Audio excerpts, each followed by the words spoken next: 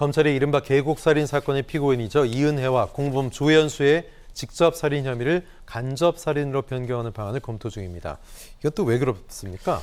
지금 이제 지난번 그 인천지법 형사 15부에서는요, 8월 30일 12차 공판을 진행을 했습니다. 그러면서 정인 신문을 시작을 하기 전에 검찰에 대해서 지금 부작위에 의한 살인으로 기소를 하지 않고 자기에 의한 살인으로 기소한 특별한 이유가 있느냐라고 이렇게 질문을 했었고요. 거기에 대해서 이제 검찰은 두 사람이 이제 불법으로 공모를 했고, 그리고 이제 그 심증이 지배, 즉 가스라이팅에 의한 그 이러한 부분들을 갖다가 크게 봐서 이 자기로 평가를 해서 자기로 기소를 했다, 이렇게 얘기를 했는데요. 재판부에서는 이렇게 얘기했습니다. 자기로 인한 살인으로 기소한 검찰의 의견은 존중을 하지만 공소장 변경도 검토를 해보는 것이 좋겠다라고 주문을 했는데, 이 검찰과 피고인 양측은 이 부작위에 의한 살인도 염두에 두고 정인신문을 하는 게 좋겠다라고 얘기를 했었고요. 그리고 이제 검찰은 현재 공소장 변경을 검토를 하고 있다.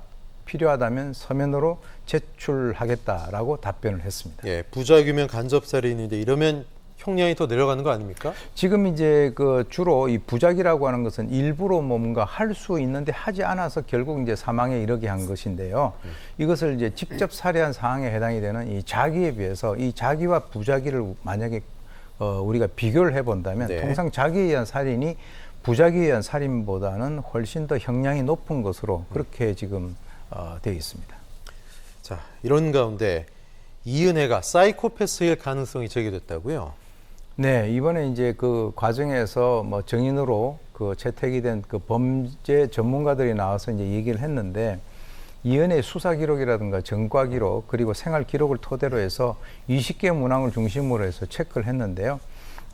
단 이제 직접 면담은 하지 않은 것으로 밝혀져 있습니다. 그런데 사이코패스 점수가 31점으로 지금 나온 것으로 알려졌는데, 실제 이제 이 사이코패스의 우리나라 같은 경우는 25점 이상이 되면 사이코패스에 해당이 되고, 지금 영미권 국가 같은 데는 30점 정도가 되면 사이코패스로 이제 그 판정이 되는데, 참고적으로 유영철 같은 경우는 38점, 강호순 같은 경우는 27점으로 해가지고 지금 이은혜가 강호순과 유영철 사이에 있는 것으로 나타났죠. 네. 그리고 이제 생활 양식 부분에 있어서 반사회성 부분에 있어서는 거의 만점을 받았다라고 이제 알려져 있는데, 이 사이코패스의 특징 중에서 중요한 것이 공감 능력이 결여돼 있고, 또는 뭐 그 죄책감을 느끼지 않는다.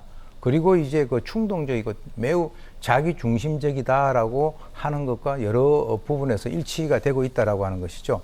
그렇지만 이제 이은혜 변호인 측에서는 이러한 것에 대해서 직접적으로 면담을 해서 나온 그런 것이 아니기 때문에 증거 채택을 갖다 이건 거부를 한다 하는 입장을 제시를 한 바가 있습니다.